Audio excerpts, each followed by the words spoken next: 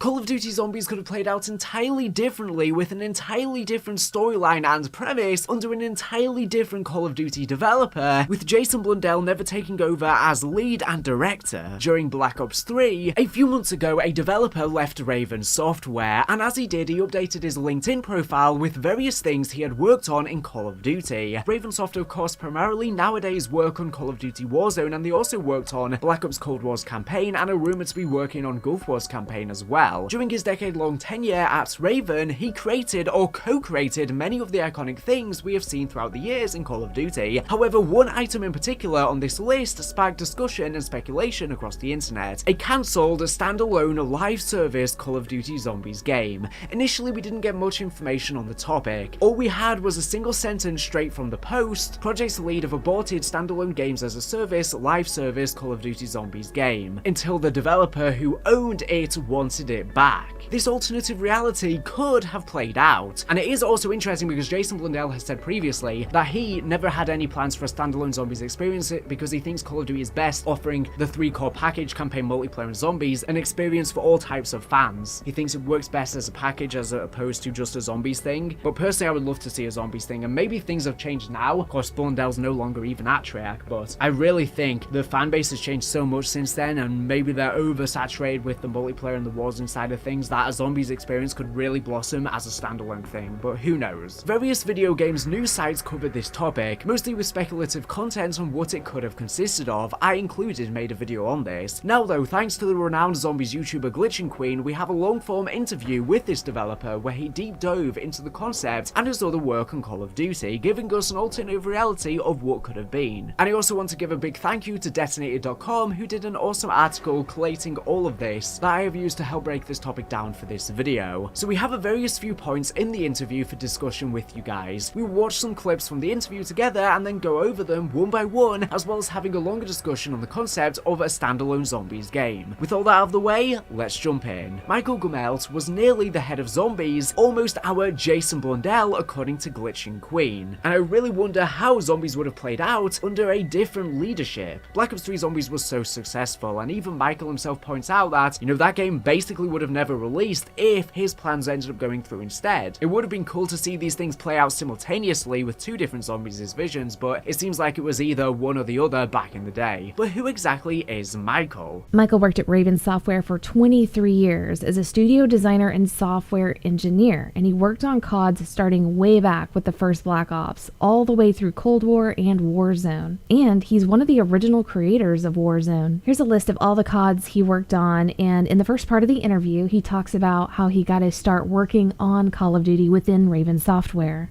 Yeah, it was, I started on Black Ops. That was the first time Raven was working on Call of Duty, and we were trying to kind of prove that we could do Call of Duty to them. So we were actually working on like a single player campaign mission, like a spy mission or whatever. And I don't think I think it was just a demo for us to kind of show we could do it. And we ended up that was the single player team. That's the team that did X-Men Legends and Marvel Ultimate Alliance and Singularity. So they were doing the demo to try to get to try to show Treyarch, I guess it was at the time, that they could do Call of Duty stuff too. So they did end up working on the campaign, and they worked on the campaign for I think just about every Call of Duty after that also. That team, like amazing, awesome team.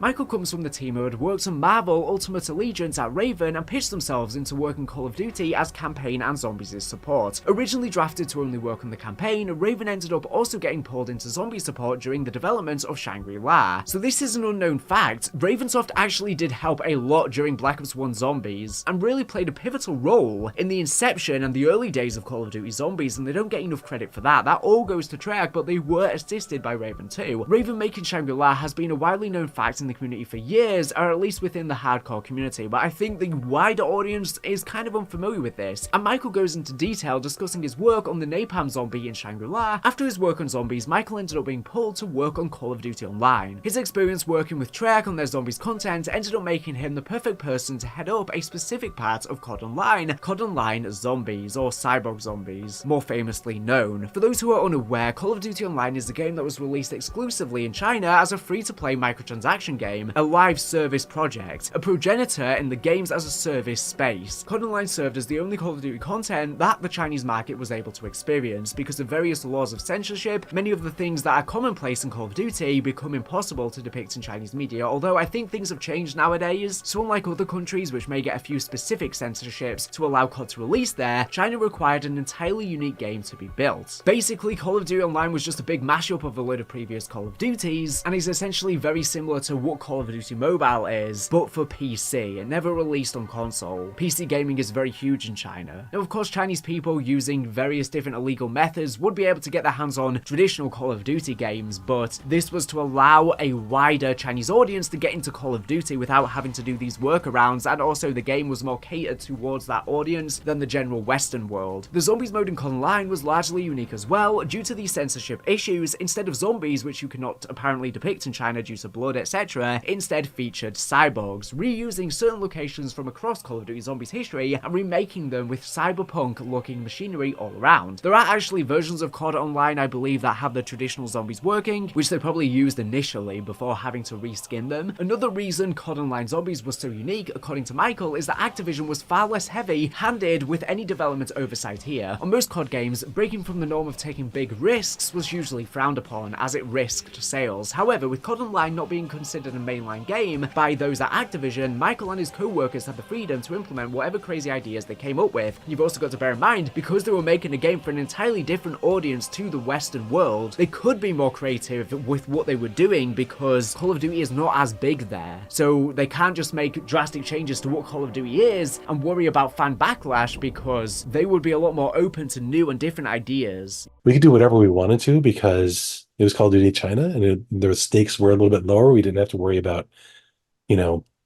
Activision being worried that we were going to screw up, mainline Call of Duty with like these crazy ideas. So we could do whatever we wanted, which made it a really fun incubator for Call of Duty ideas, and some of those came back over, which was always fun to see. You can already see the beginnings of various future Zombies ideas in his original prototyping for the mode. What he describes here already sounds similar to Outbreak and how the Zombies AI in it functions. With Call of Duty Online, the Cyborg Zombies, that I keep telling you it's my favorite mode. Like, were cyborgs always going to be what you guys went with to avoid like the gore that wasn't culturally appropriate? I think at first we were still thinking zombies. When I was prototyping it, I was using zombies, and the first zombies mode that I did on Call of Duty Online was inspired by The Walking Dead.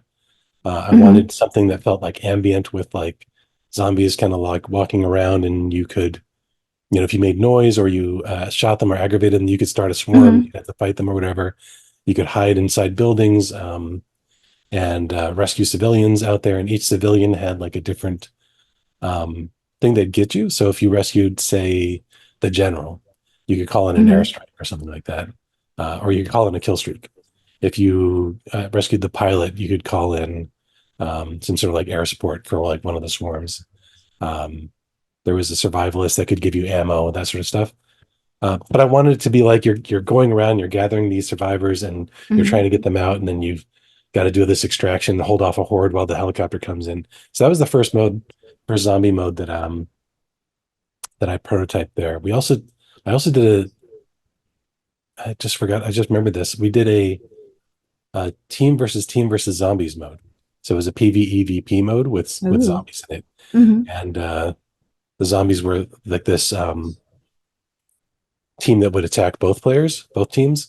But if you died to a zombie, I think you became a zombie or something, and you could choose what kind of zombie to spawn as, and then go out and attack the other players. Oh, that's cool. Michael also went on to describe a PvPvE mode that he had made for Call of Duty Online as well. This, again, seems to be the team at Raven dipping into concepts that would take mainline Call of Duty another decade to reach, as we have heard that a PvPvE mode is coming to Modern Warfare Zombies sometime soon. The idea of fighting as a zombie against other players is also interesting, and something that Treyarch would try in Black Ops 2, albeit on a much smaller scale and without other teams of players to combat in traditional COD gunplay. So it's crazy that COD Online's Cyborg Zombies actually had so many features that are now mainstay in Call of Duty Zombies. They had exfilling, for example. They had open world zombies way before it ever made its way into Cold War and Modern Warfare 3. And many of these concepts and these innovative ideas and things that we're working with COD Online, because they had more freedom, eventually dripped into mainline Call of Duty years later, but it's probably only because they got the chance to shine in COD Online first as basically a demo and a test for the mainline games. We saw over the years actually many things from Call of Duty Online made their way into the mainline COD games, essentially what Activision were using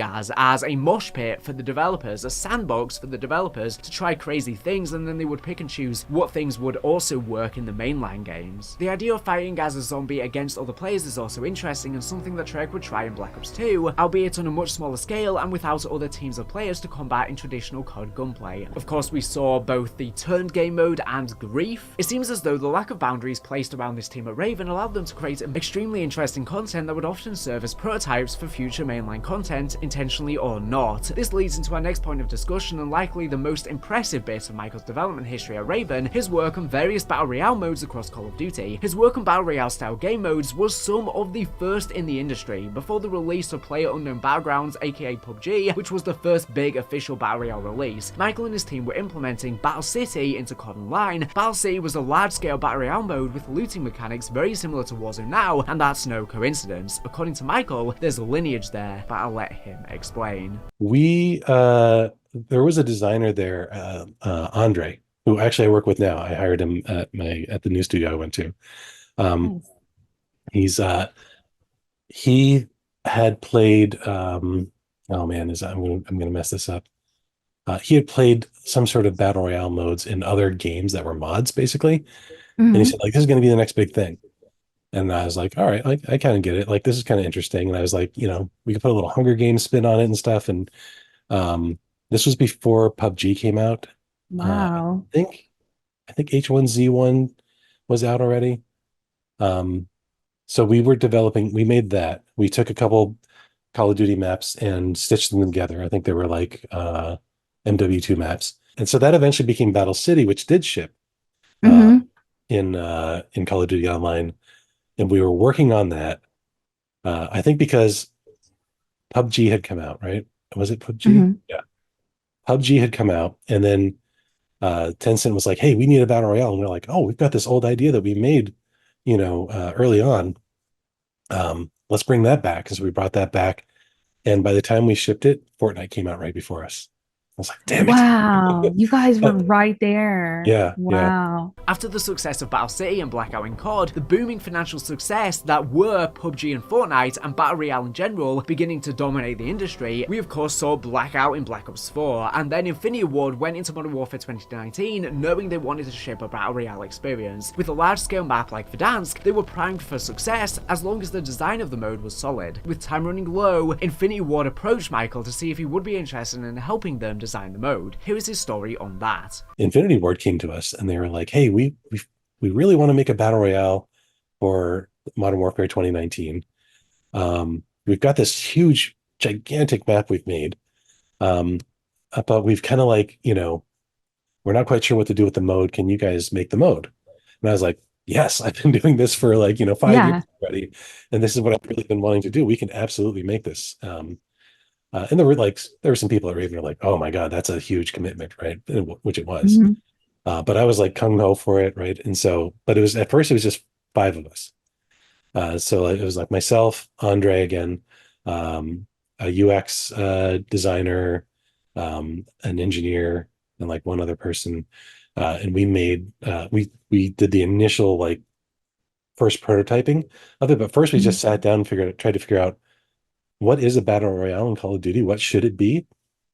And from my experience with Battle City, I felt like it needed to play like Call of Duty. Like it needed to have the moment-to-moment Call of Duty feel, but just be in a really big map, right? But inside that map, you should still have Call of Duty style engagements. And it shouldn't be we shouldn't go too hardcore with it too, Tarkov or anything like that. I felt like the initial offering should feel like Call of Duty. So it's familiar to people. It's just a battle royale, and that's what we did in Battle City. So that inspired a lot of that initial design. We streamlined everything. Like we were going to do an inventory, we streamlined that down to 4 ammo types, and tried to make it just as a Call of Duty experience as we could do and still make it a battle royale. That was a lot of the initial design, because I was trying to understand, what Infinity Ward wanted from it. Did they want like something really cartoony? Did they want something really realistic? Did they want something, hardcore mil sim, or did they want, what did they want? And they wanted to reach a broad audience. And I was like, well, okay, then it should play like Call of Duty, because that's what people know, and that would ease them into it. So that's what we started designing. I led that for like the first 3 or 4 months, got it stood up, got it prototyped. There was all sorts of stuff that we prototyped that did not ship. Wow. That was like, we had missions on the map, and there were AI on the map, and they would spawn on the map, and you go around the map and fight other teams, but you'd also fight these AI that are in these areas and complete Wow. missions and do contracts and stuff. All this Mhm. stuff ended up eventually getting done in DMZ. So this is so interesting because essentially Ravensoft were the ones responsible in initially concepting Battle Royale for Call of Duty, which then eventually moved on and became Blackout and then Warzone. If he never worked on this for COD Online, who knows if we would have ever seen Battle Royale in Call of Duty. And they had a very small team of developers, just like 5 or so, working on this as well, so it's crazy. And Raven don't have enough credit for this. Of course, they're mainlining Call of Duty Warzone now, however, kind of Infinity Ward get a lot of the credit for initially incepting it, when really Raven were responsible, similar to how they worked on COD Zombies' initial stuff, but Treyarch get most of the credit. Not only did Michael and his team assist in the development of Warzone, but it seems they unintentionally aided in the future development of DMZ as well. In their initial prototypes for Warzone, they had AI and contracts, both of which are the predominant features in DMZ and Modern Warfare Zombies. He goes on to say the head of the project, Pat Kelly, always had a pillar of it's GT Online but Call of Duty, a persistent world you can hop into, grab loot and get out. Pat Kelly is one of the ex-studio heads at Infinity Ward. He's now moved onto a higher up overseeing position at Activision, overseeing the entire Call of Duty franchise and maybe other franchises. Anyways, this again sounds like the beginnings of what would become DMZ and Modern Warfare Zombies, with the ability to get in, do missions and get out without simply winning the mode. With his work on Battle Royale, it's very clear that Michael was a key figurehead in COD's development, and the interview makes it very obvious he is a huge fan of the Zombies mode. So with those facts in mind, what exactly would Michael's planned Zombies experience look like? Let's discuss Project Z. The document you can see displayed on screen is one that Michael actually sent to Glitching Queen. This is an official document. I don't know how he's been able to release this. I guess it is so old now, being, over a decade old. So maybe the NDA is expired, or maybe Activision just don't really care that much anyways. It would be so cool to see a lot of the other stuff that was concepted in other private documents, just to see the behind the scenes stuff, but I guess Activision don't want us to see that. Anyways, this document is the pitch for this project and breaks down exactly what it is and is not. Project Z was described as combining the best of COD Zombies with the addictive replayability of multiplayer and adding the robust microtransactions model of Call of Duty Online to deliver monetization and constant streams of new maps, new modes, and character customization content to keep players coming back. Now, of course, this is a regular thing with Call of Duty now, with a regular stream of content. However, this wasn't always the case, especially back in the day, around 2012, when this was being concepted. This was not a thing. Call of Duty Online was ahead of the game. It was free to play and had all of these robust, constant updates. But back then, this wasn't so mainstream, especially in Call of Duty. And personally, I really think this model would work better for Call of Duty, because they're still charging full price $70 for a new Call of Duty every year, while still doing the free-to-play constant stream of content and microtransactions model, unfortunately, and they're basically raking in money from both ends, when this model would be way better being free-to-play anyways, but I digress. In the is and isn't section of the diagram, we can get a more concrete idea of what was planned. It was a microtransaction-based free game that is live supported and regularly improved, not ship and forgotten products like most games are, which is one of my biggest problems with Call of Duty. We just move on to the next one every single year instead of letting the current game grow. Imagine if Cold War Zombies, for example, was still being updated a few years later with constant content, instead of us just moving on to Vanguard Zombies that was terrible a year after because it was a rush product to get out a paid-for release. So this was going to be a standalone Zombies game, free to play, an expansion and evolution of the COD Zombies experience in gameplay and theme, not a straight port of previous Zombies offerings. And this would have released basically instead of Black Ops 3. Had Jason never stepped in during Black Ops 2's development or Mob of the Dead on Origins, this would have been the direction for where Zombies would have head instead, and it seems like it might have actually been continuing whatever storyline was unfolding as well in Black Ops 2. It was going to be a 1-to-4 player, co-op based, fast fun action shooter and not a multiplayer centric free-to-play proposition. It used tech from Raven's COD Online engine, not tech built from the ground up. It would have been downloaded free on Xbox Live or PlayStation Network. You wouldn't have been able to buy a disc for $60. It would have been digital only. It was a fun, campy and experimental zombies game, not a realistic survival horror experience. It was Call of Duty branded and was planned to be a social and casual game with a high degree of stickiness, not a heavily scripted single-player narrative, basically kinda similar to Modern Warfare 3 Zombies. The plan was to appeal to mass market consumers, not hardcore players, and it was seemingly not planned to feature cross-platform play. Before I get too much further into the mode, let's allow Michael to describe the experience. That would have been my first project lead role. So I was a lead designer on it, and I was writing a full design doc for it. And we were talking with, we had a producer at Activision that was leading it, or like it was our producer that was working with us on it. And I'm not sure quite how we got the opportunity. I think it was something like, at the time, maybe Treyarch wasn't sure that they wanted to keep doing zombies because it was a lot of work. Wow. And so we got offered the opportunity to use it, and we're like, yeah, that's great, because I'd worked on zombies some already. I had prototyped a bunch of zombies modes. I'd been working on COD Online a little bit, working on Yeah. zombies modes.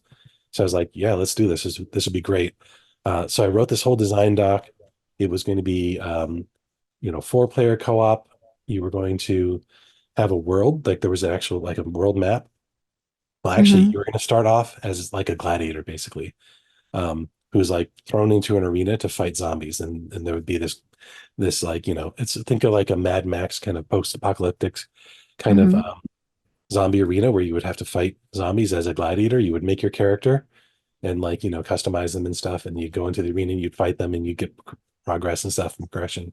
But at some point, you stage an escape, and you and the other players, after some fighting in the arena, you would escape out into the open world, and you would start to explore this broader world, and there'd be this world map where you would progress across the world and like have these different just fight zombies, go to these other places and fight zombies and get rewards and stuff like that as you're fighting through the zombie apocalypse, the wasteland. So it's like kind of like Mad Max meets zombies and meets zombies in a way, COD Zombies. And there was, it was going to be live service. There was going to be all sorts of micro, transactions for customization, like, so you could really like make yourself look like anything and like just really be colorful and unique. And it would have been, I think it would have been really awesome. The character customization features mentioned here by Michael are very similar to the ones in COD Online, and he even mentioned a character creator. Customization like this still has not been seen outside of COD Online, or at least not this in depth, unfortunately. But with the modern day bundle system, may have turned into quite a lucrative venture for Call of Duty. Activision now make way more money from the bundles than they do from the main releases, for better or for worse. Another thing of note is the sheer scale of a mode like this. It seems that Michael unknowingly began to step into the world of Outbreak with an open world mode like this. Nowadays, modes that are not traditional round-based zombies always seem to raise an eyebrow with the community, but back then, just after Black Ops 1, the community may have reacted differently. Was there even going to be round-based at all? Well, I'll let Michael answer that himself. I think like the arena was round-based. When you're in the arena, Wow.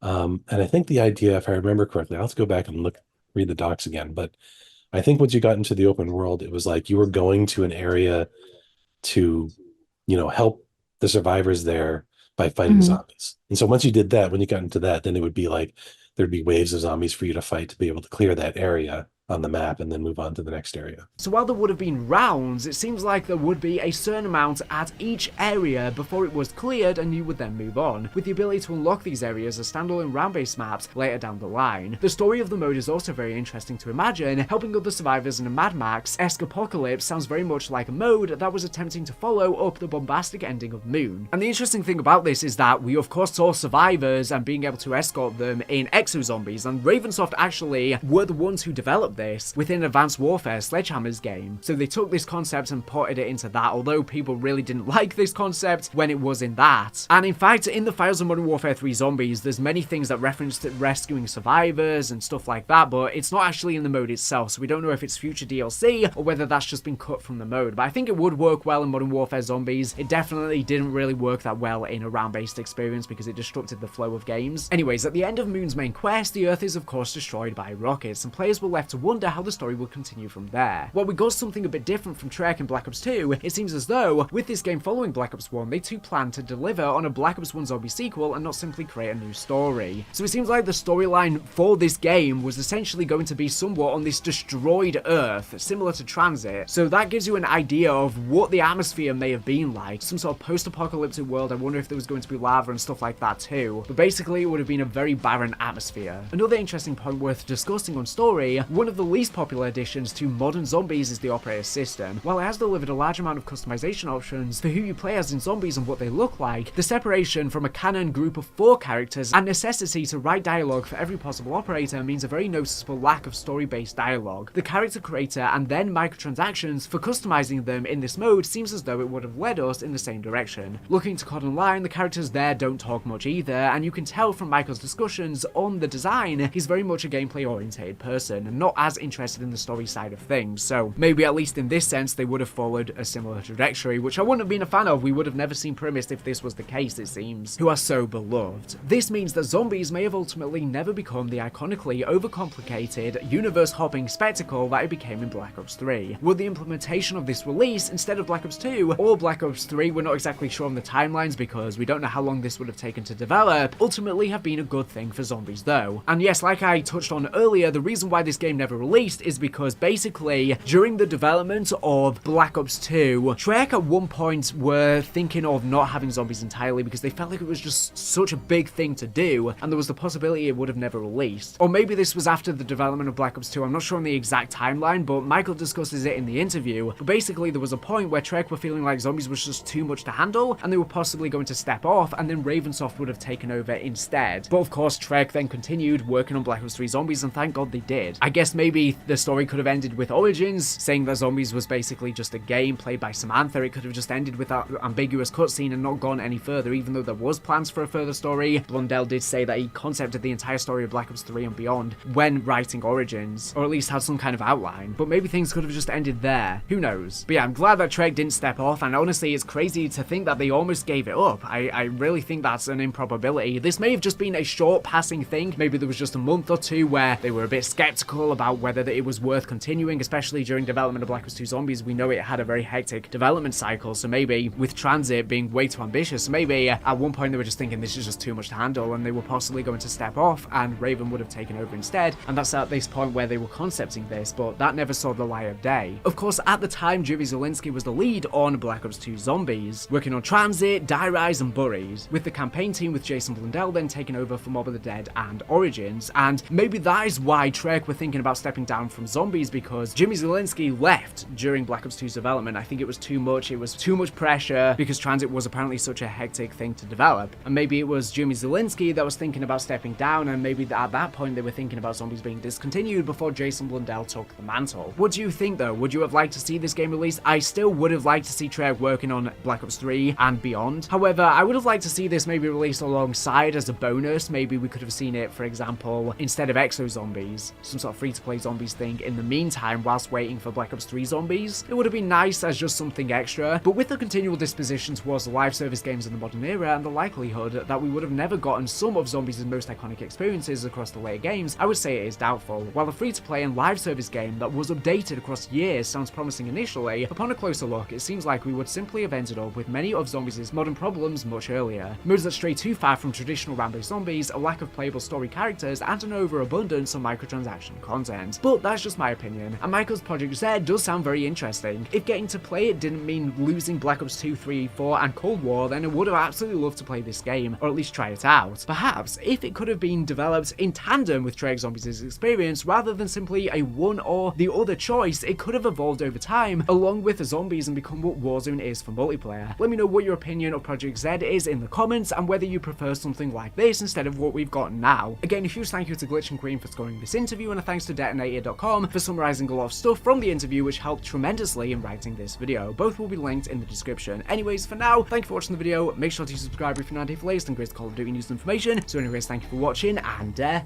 bye.